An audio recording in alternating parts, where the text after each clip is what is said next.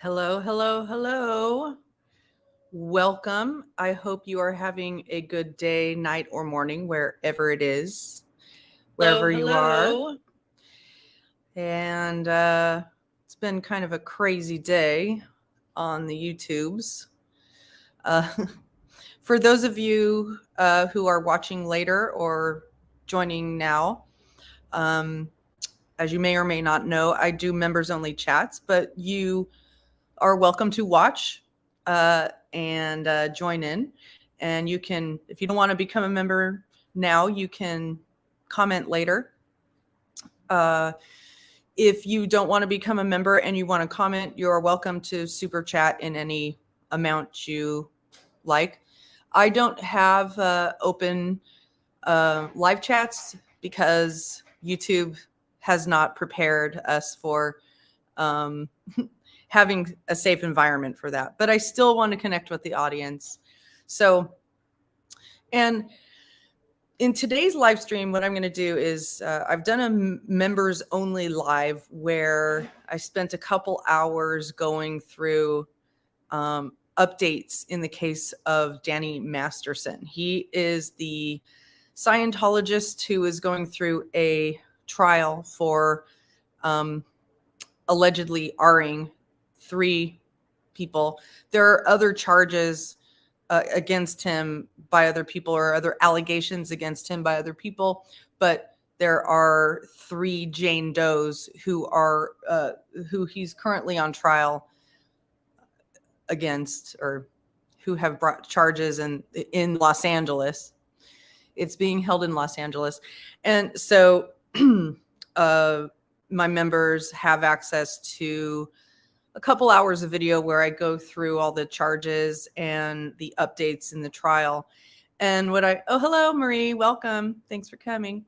And so today I thought what I was real curious about is, Danny Masterson has been a public figure for quite some time. He's been in a lot of movies and TV shows. When I first encountered him was when he was on That 70s Show.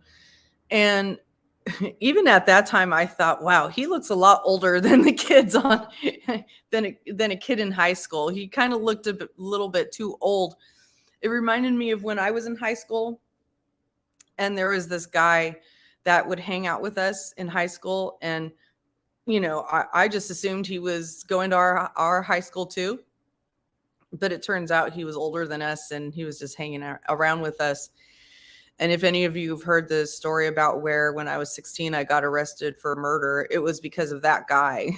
We were in his car, and it's not, funny. It was a creepy story. But point being that I thought it was kind of weird that this guy who looked as old as Danny Masterson was being depicted as a high school student in that 70s show. Anyway, so I thought it'd be interesting to go through some interviews, and I haven't watched any of these interviews myself. I'm just going to be starting with this one that he did with Conan O'Brien a number of years ago. And now that I know the allegations, and now that I know somewhat of the timeline of the allegations, it'll be interesting to see whether there were any red flags. And just in case anybody here watching now or later doesn't know, the timeline of the allegations that are on trial right now are between 2001 and 2003, somewhere around there. So, and 2 of the women, they were all Scientologists at the time. 2 of the women were people that he was just acquainted with. They were kind of like, quote unquote, one night stands. And another one was someone he dated for 6 years off and on. So with that, I am going to share my screen. Oh, here it is. It's actually right there. I'm going to make that one bigger.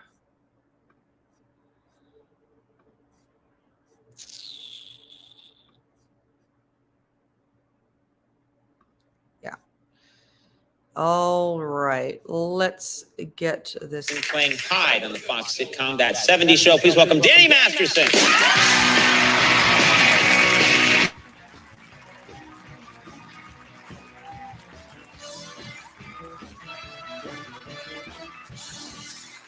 Look at you. You're all.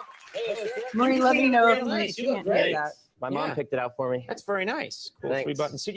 I really admire the sideburns that you sport. Is part of was it because of your character on the show, or did you have those before?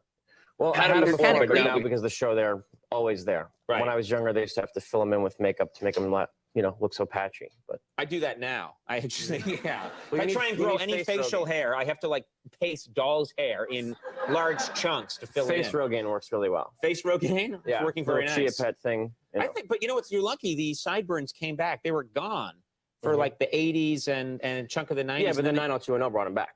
Right. That was how I emulated mine. Was from Luke Perry and Jason Priestley. Right. Trying to be like them. So I want to note right here that it's interesting because looking at this, I'm remembering that in one of the allegations, the Jane Doe says that he had a no-touch face, no-touch hair rule, and that when he was violently attacking her, she knew that would, she kept telling him no, no, no. So she knew that if she touched his face or his hair, that might get him to stop. And now, and I always remember thinking, even when he was on that 70s show, he's honestly not that amazing looking a guy. I'm not dogging him or anything, but there's this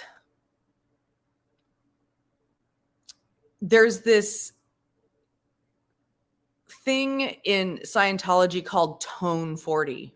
And please forgive me if anybody watches this and they've been in Scientology and they know better about this, but there's this thing in Scientology called Tone 40 where you're just like, you have all the power to dominate and tell somebody else what to do, you have the confidence, the power.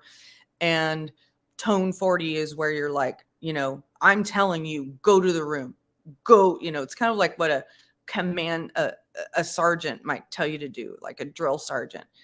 And I almost feel that energy coming through him all the time. Like, hey, dude, I'm Tone 40. I'm Tone 40 for you here.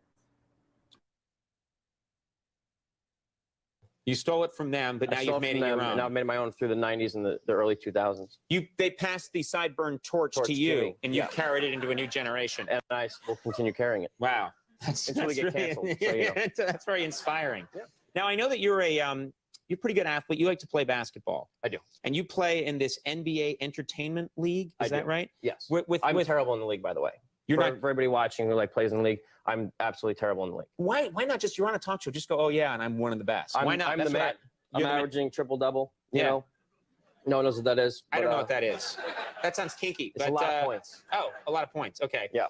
But one of the things about being in a league like that is that there's the potential of being embarrassed by another celebrity. Every Sunday. Like, for example, I've heard Frankie Muniz is amazing.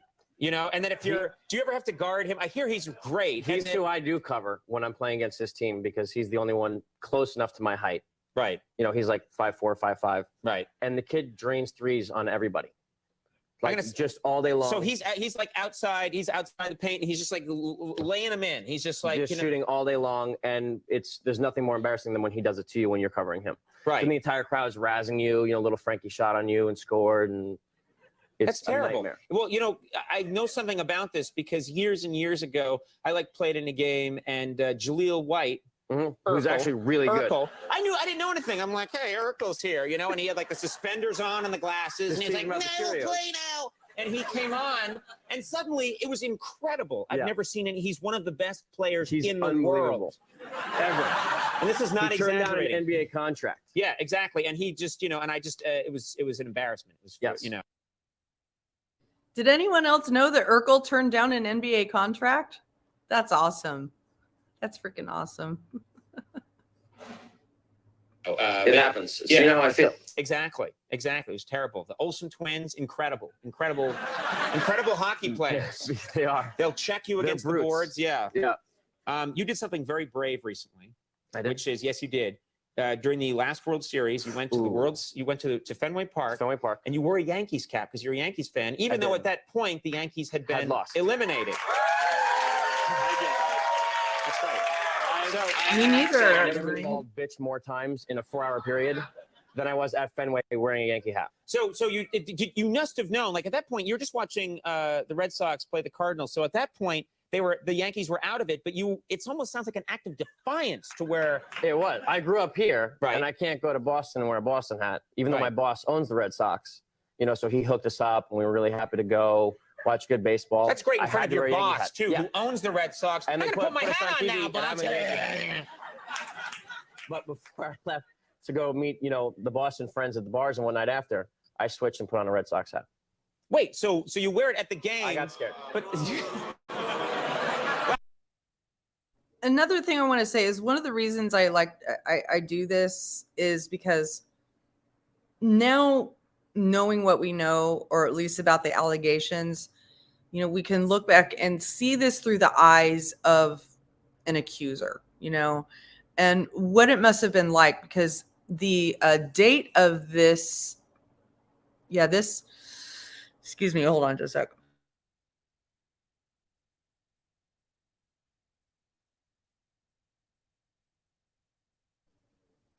The date of this is December 22nd, 2024. I'm sorry, 2004, which is after these supposed incidents took place. And there was another incident that is being brought forward in the testimony, but isn't being charged, from 2000, from a movie set. Okay. And so thinking now, here's this guy, he's, you know, basically living the high life, and now he's yucking it up on Conan O'Brien. And these women, most of them by this time have gone to their, you know, ethics officers or the reporting parties that they're supposed to go to in Scientology and reported these things. And basically what they've been told is, it's your fault. You pulled it in. This is something you have to work on. And, you know, what they tried to do was say, well, no, I want to put in a knowledge report, because that's what this is a very tattletelling community in Scientology. You know, you're supposed to tell on people when there are out ethics. And so these women were going and basically trying to file their knowledge reports. And since Danny Masterson is Danny Masterson, they're like, oh no, we're just going to, there's some sort of lingo, some sort of report that they would put in his file for the next time that he gets audited. But Danny Masterson never went for auditing. And that's the kind of Scientologist he was. It's, you know, he was raised in Scientology. He believed in the Scientology. He used all of the Scientology tenets to justify his actions, but he wasn't up the scale. Apparently his mother is pretty high up the scale in Scientology, but he isn't. So he didn't even go for auditing. So even if they were to put the reports in for auditing,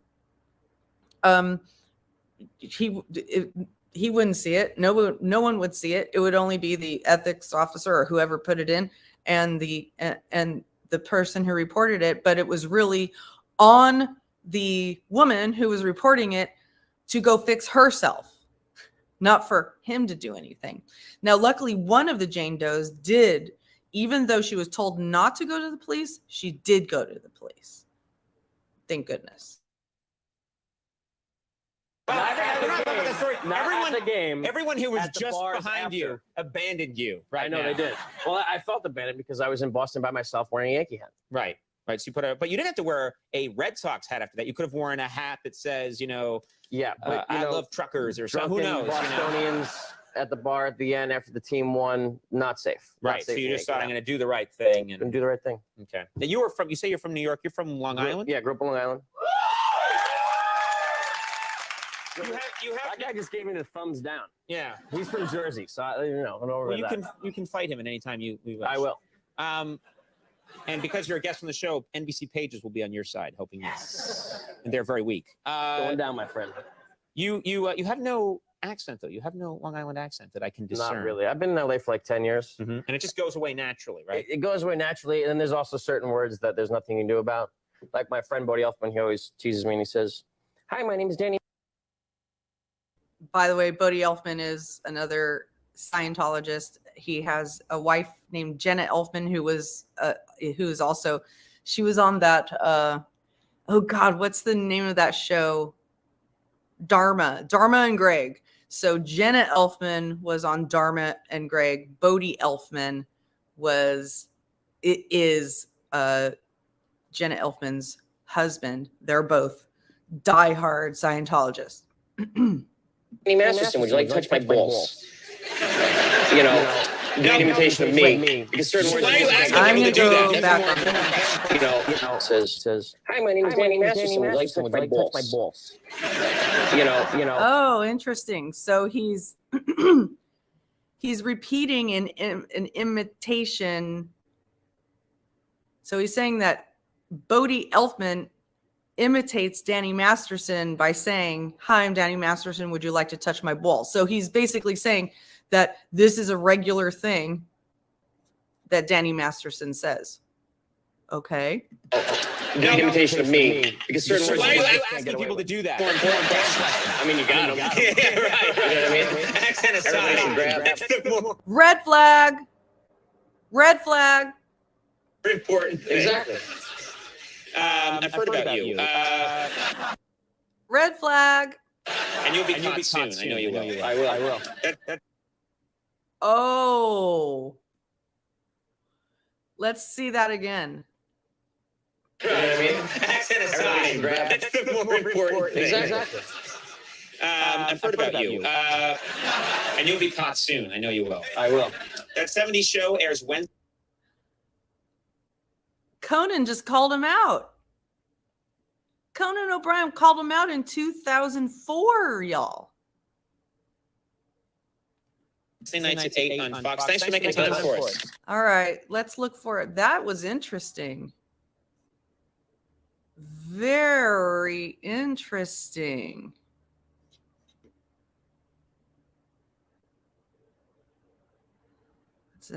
I don't want to go for any interviews that are like an hour long. Let's see this one.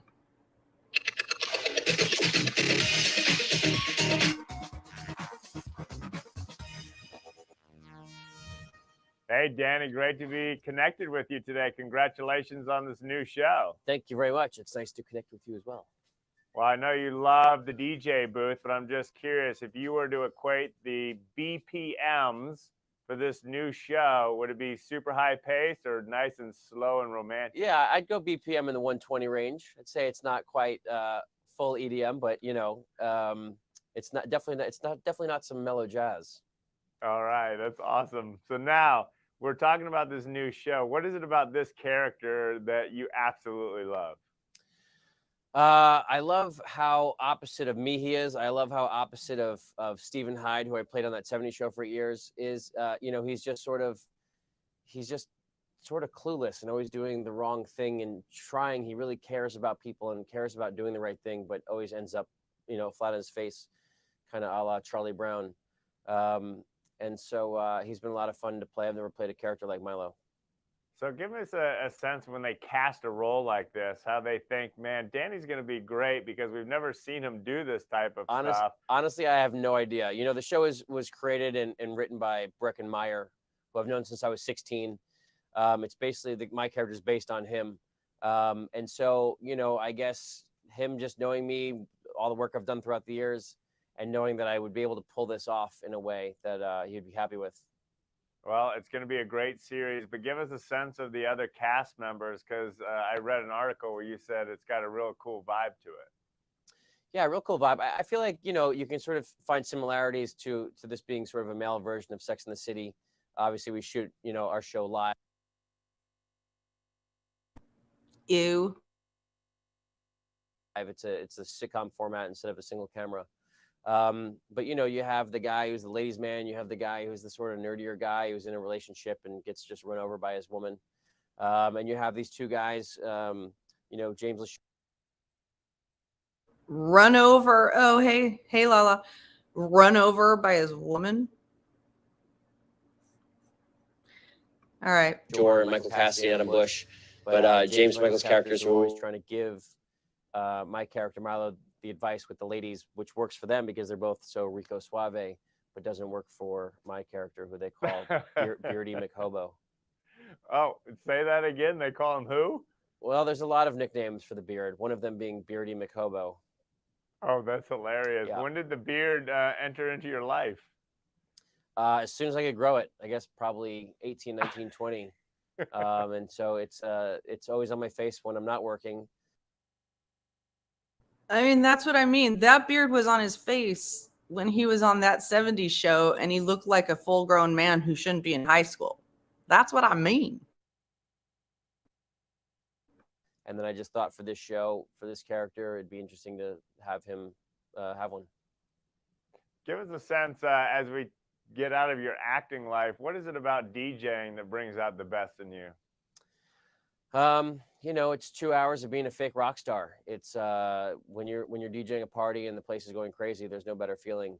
It's hot, it's sweaty. DJing a party and the place is going crazy, there's no better feeling. It's hot, it's sweaty. And to know that the choices that you're making of what song to play next is making everyone happy. You know, it's like a drug, that feeling. See, isn't that interesting, the words he used to choose to describe DJing? It's hot and it's sweaty. It's a fake rock star.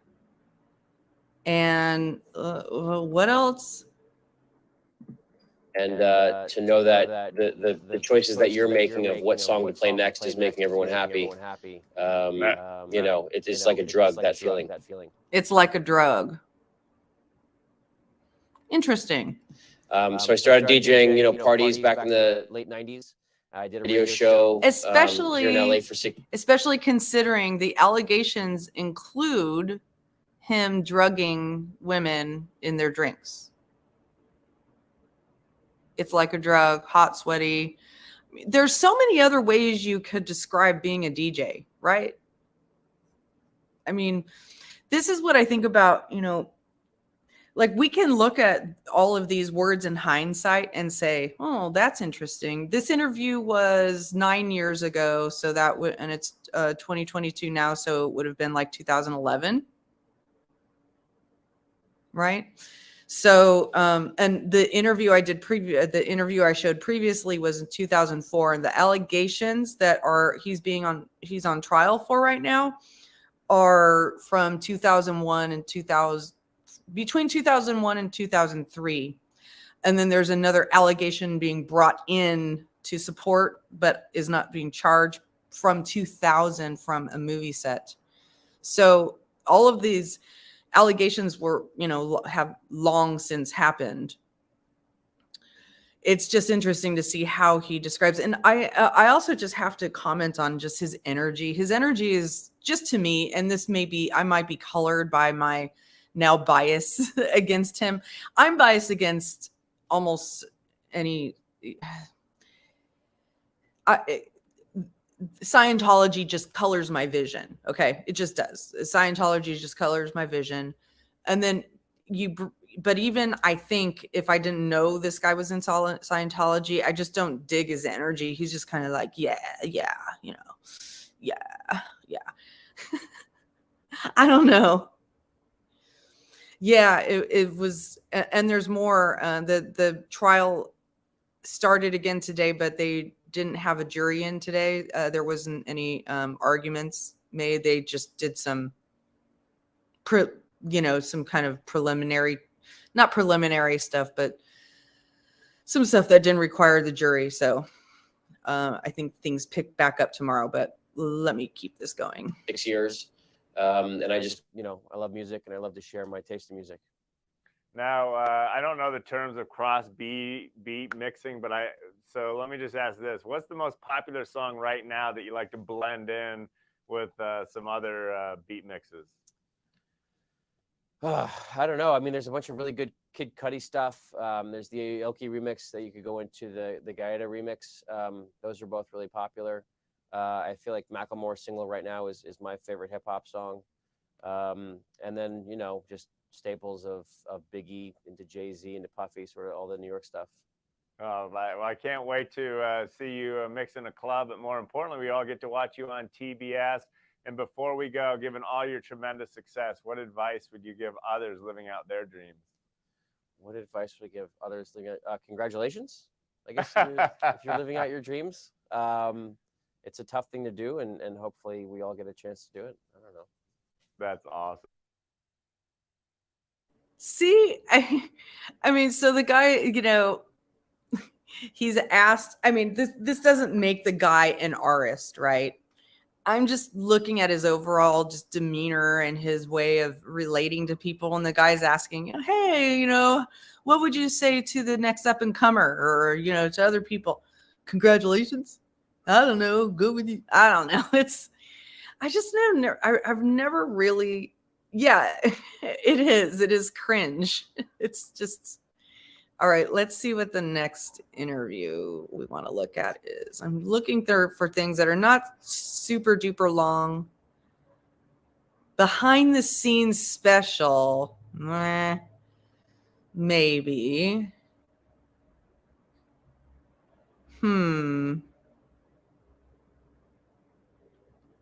Oh, it looks like that was already caught. Let's see. Well, how long is this? Let's see how this goes. That's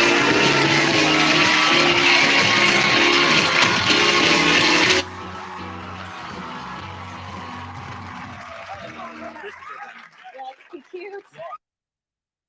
Oh, you gotta love Donnie and Marie. Let me just see if there's a.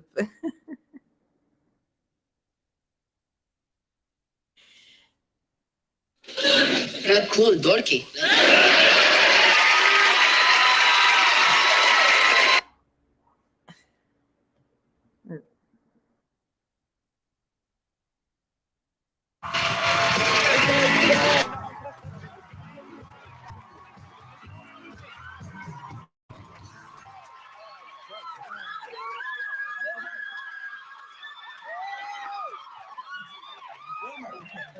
She's got a problem with your name. That's okay. Valderrama. I told him it's pregnancy. I can't help myself. Yeah, right. You guys were probably definitely in diapers back in the 70s, right? Yeah. You don't remember anything about the 70s, do you? Well, there was one really cool show in the 70s. What's that? Your show. Oh, okay. Coolest clothes in the show. Definitely Wilmer. He's got the good leisure suits and the whole colored and the hats and the vests. Yeah. Are you the clothes horse in the show? Let's just say that most of the clothes, that I wear, don't leave any.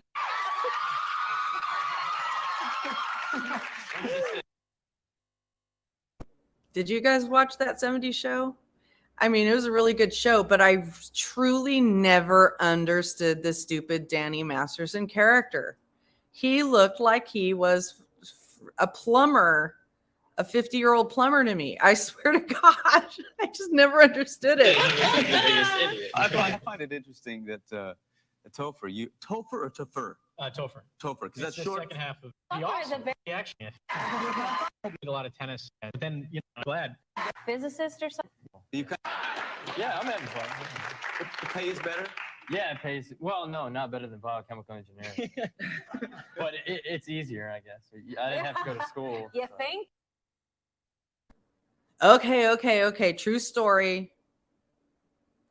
I met Ashton Kutcher. Ashton Kutcher is a avid investor in tech companies, and he invested in one of the tech companies that I worked for. And he's exactly the way he acts. I mean, it was like an hour-long meeting that I sat in with him and Demi Moore when they were still together. he would never, ever place me in a room. But just thought I'd say that. Yeah. Well, I grew up in New York, and I started modeling when I was 4 as a cute little kid, big blonde curly Notice you said afro. a cute little kid. Yeah, I was, I was a cute little kid. normal looking, but back then I was a cute little kid, big curly afro. Yeah. And then a year later, started doing commercials, and then just never stopped. Had so much fun with it. What was the first commercial? I think actually my first commercial was a Twinkie commercial. Really? Trying to figure out how they get. It was like 5 kids on a playground. How you get the creamy filling inside the cake. Did you grow these for the show, or No, are I've they had them for cool a while. now? Yeah, I've had them for a while. They're all. I know they're all They're coming. not cool now, but he thinks. No, you gotta come back. I have a 17-year-old. They're down to here. They're cool. Believe me, Okay, so they're cool now. He just can't grow them. Yeah, so I'm from Iowa. Can't grow them in Iowa, huh? We're all from Iowa, so we don't know what cool is. What part of really. Iowa? We just kind of go with it. It's What like, part of Iowa are you from? I'm from Cedar Rapids. Cedar I've Rapids. been there many times. Oh, yeah. Wow. And you're from Venezuela. That's right, yes. You just moved here, like what, 4 years ago? Yeah, 4.5 years ago, pretty much. I jumped off the boat.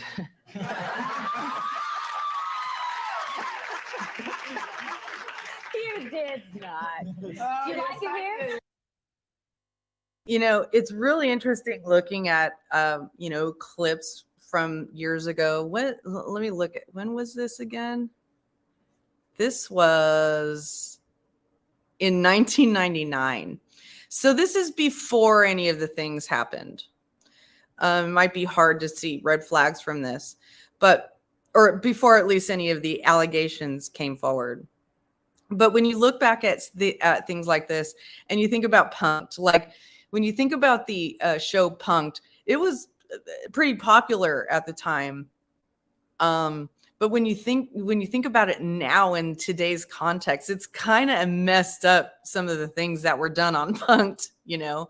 And then this kid references himself falling off the boat. I mean, I don't know if you would catch a lot of people saying that about themselves nowadays on a talk show, and then, you know, having a Marie Osmond just like ha ha about it.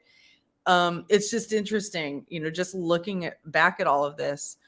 And yeah, I've always thought Ashton Kutcher was a cute kid.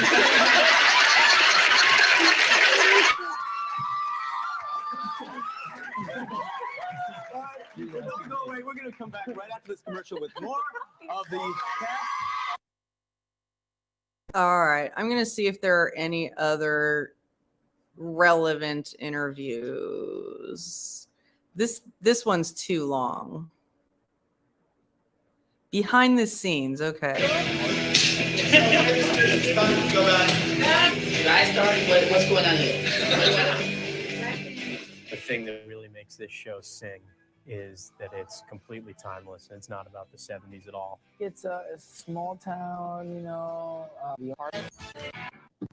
Only called Mount Hump because it's named after the explorer who braved the harsh elements of Wisconsin to discover Point Place. Not here. What do you want to do? Just step into it. Will, just step in. See how old he looks? Look how old that guy looks there. What is he doing in high school? I've never understood this.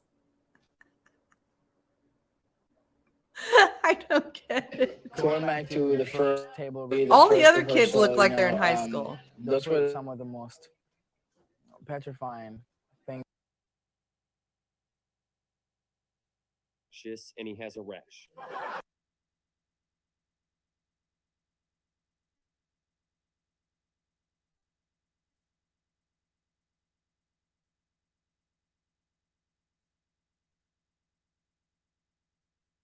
Campaign, you know, those are my favorite scenes because our chemistry, it's so much fun to explore. My favorite scenes are the ones where I'm just with one other person, always. If it's just me and her, me and It's just Foreman, me and him. Kelso. That's his favorite. Yeah, I mean, doing scenes with her is awesome because you can do a lot more. And, you know, the audience, I understand, would love watching all of us because they get everybody in one shot. But, you know, pretty much those scenes are just one-liners coming from every direction, which is great. It's really fun. It rolls. But like with acting, you know, when you get to do a one-on-one scene, it's a lot easier to get more real stuff out of it. Steven, I'm here to tell you I've made my decision. I choose you.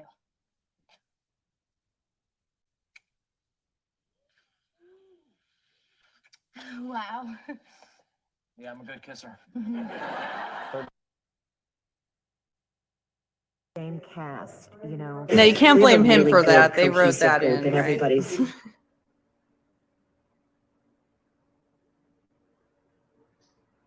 Laura Prepon is also Run in for it. What's our run for it? Scientology. When we're not in scenes with each other, we kind of miss. Fro, what you do as well. I ended up getting the job, and I didn't know. Yeah, and she was as hot as she was, 14. 14, she was even hotter. Oh, oh. Did you hear that? Let's go back to that. Yikes.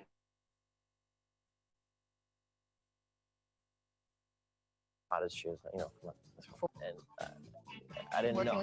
Yeah, and she was as hot as she was. Question, like, did we know we'd ever be this big? It's like, no, and we still don't. It takes place in the 70s. I'm a huge Stones fan. I've always got sideburns and a little baby fro. What you do as well. I ended up getting the job, and I didn't know. Yeah, and she was as hot as she was, 14. 14, she was even hotter. But I'm not allowed to say that.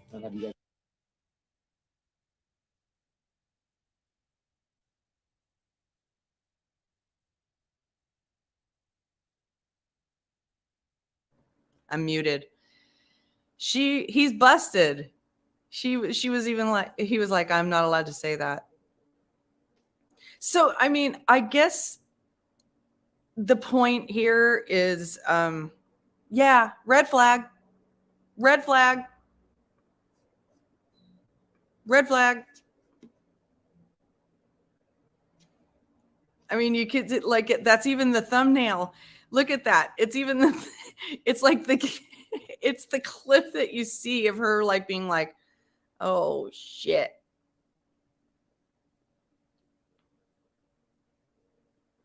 Oh, what's this? I want to hear this.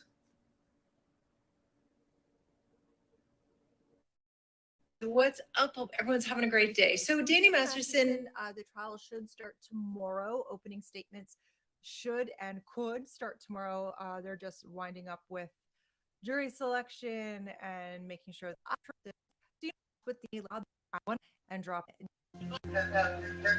Certain she would talk.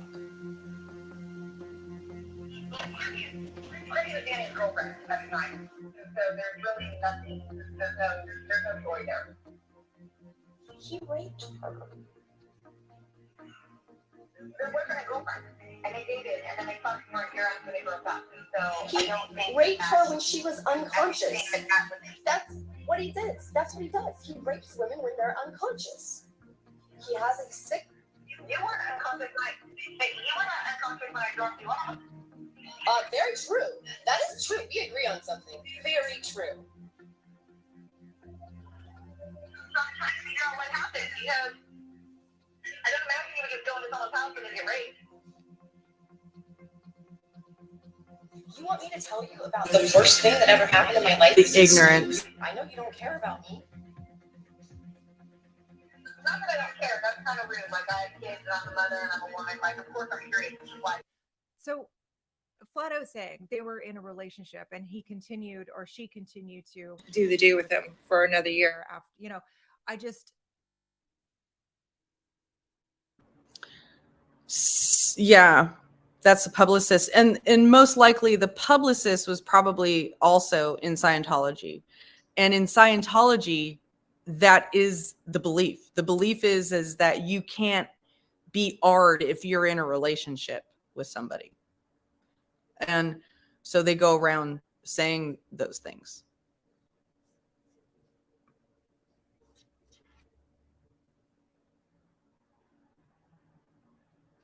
Let's see what this says. Hi, Melissa. How are you? I'm great, thank you. Guys, lovely to meet you. Thank you. Welcome to our porch. I love this. We're I here feel in so the at plains home. of Colorado. It's beautiful. It's beautiful.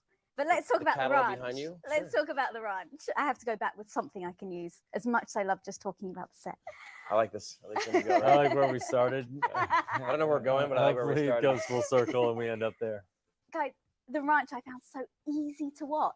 Like it feels like the kind of show you had a hard day at work, you come home, This put it was on, 6 and years it's just ago. so easy to enjoy. Was that what you're Exactly, going for? Is Lala. That is 1000% our intention, is to have, the average guy or girl come home and click it on and just sort of lose themselves. I think we're definitely trying to add a little more to that in terms of there's a lot of drama in the show, which you don't see in a traditional sitcom. But really what our job is to let someone escape for half an hour, or on Netflix for 5 straight hours. It's nice with the binging. Yeah. It's nice to see you guys back together again after so many We didn't want to do it, but the world demanded that Tom and Jerry get back together. We were forced to. It felt like it. Really, since we finished the 70s show, we were like trying to find the next thing that we could do together. And, Danny was working and I was working, and our schedules were competing. We couldn't find the right project and finally we were both wrapping jobs about 10 years figure ago. it out. And so we went to the grinding board and spent about a year. It would be on us if it succeeded or failed. There are failures to not do so. Failed though. It No, hasn't people failed. are telling us that they appreciate it. Yeah. So we're Is very- there an anti-show into the sitcom? Let's just say that we like working with friends. Okay. That's what you're giving me. and we're right now shooting the second half of our first season. So we know more than you do. Yes, you do. And yes, so in you 6 do. months, there might be some more people in our world of our small town that we might need to work with. Yeah. I love the sibling rivalry between you two. It's, the worst things you got in my hat. But Occurrence in my household. thankfully it doesn't happen anymore. It was just Once? Just once? Just once You're when I lucky. was little. That's a daily but occurrence in my household. thankfully it doesn't switch up siblings, because my brother once sat on my head and farted, which I thought was just once? Just once? Just once You're when I was lucky. little. That's a daily but occurrence in my household. thankfully it doesn't happen anymore. I'm the oldest of 5. I think the worst thing I ever did was I put on Jordy's bottle one time. I rubbed a jalapeno on it. He was pissing me off. He was like 2, so I cut a jalapeno and put it on his bottle and handed it to him. Well, he's 30 now. He made it. He survived. I'm not saying I'm a good person. I'm not a good person, but that's probably the worst thing I've ever done to my sibling. Okay, actually, what happened? Can you top that? Don't. I rubbed a jalapeno on it. He was pissing me off. He was like 2. He just So I said cut he's not a good jalapeno and put it on person. his bottle and handed it to him. Red flag. Well, he's 30 now. He made it. He survived. I'm not saying I'm a good person. I'm not a good person, but that's probably the worst thing I've ever Red done flag. to my sibling. Okay, actually, what happened? Can you top that? Don't think so. Yeah. I mean, I used to shoot my brother with paintballs. Yeah, I mean, I thought I broke my brother's neck at one point. Like we were That's doing scary. like professional wrestling moves, and I thought I Give him a pile driver? The Iron Sheik? I gave him the pile driver, Superfly suplex snooker? him. I did multiple, but I actually took his neck and went like that. I thought Gave him the full ninja move. and he went down like it was over, and I was like, Oh, I wow. just broke my brother's neck, Oh my and God. then realized I hadn't, but he had it coming. So Wow. They always have it coming. That's the key. They That's do. The message. I'm the youngest, so to the I worlds out think there. oh, you took the pounding. yeah, pretty much. That's the do. message. I'm the youngest, so to the I worlds out think there. oh, you took the pounding. They always have it coming. That's the key. they That's do. The message. I'm the youngest, so to the I worlds think out He says they always have it coming. That's the message to the something out there, to the worlds out there, to the something out there. They always have it coming. They always have it coming. Oh, you took the pounding. yeah, pretty much. But I'm sure revenge is sweet. I mean, I'm sure. I mean, I'm favorite child. I feel Yeah, of course you now, are. being older. Yeah. I feel they haven't told If me. you just keep selling that You yourself, haven't got. you'll You never eventually told believe you. it. I mean, my parents They've tell me never told- consistently. They that won't I'm the admit it favorite. ever, but I like to think in my head that I Got am. it. Got it. Another thing I picked up on, I was gutted that I never got to hear the end of A Horse Walks On my Instagram this week. at all. Oh, didn't? Well, I just threw one up on my Instagram this week. I didn't click. That I was didn't manage to click through the horse link. walks into a bar. The bartender says, "Why the long face?" The horse, what was it? Unable to. I don't know what your unable joke to is. speak. I don't remember. Because what- you never finished it. unable to understand English. Took a shit on the floor and walked out, or something like that. It was pretty great. Wow. I don't have That's much. that's why you didn't finish It was Berlines, and so it happens. Hey, well, like I said, I enjoyed watching it. I found it. Hi, Melissa. How are you? I'm So,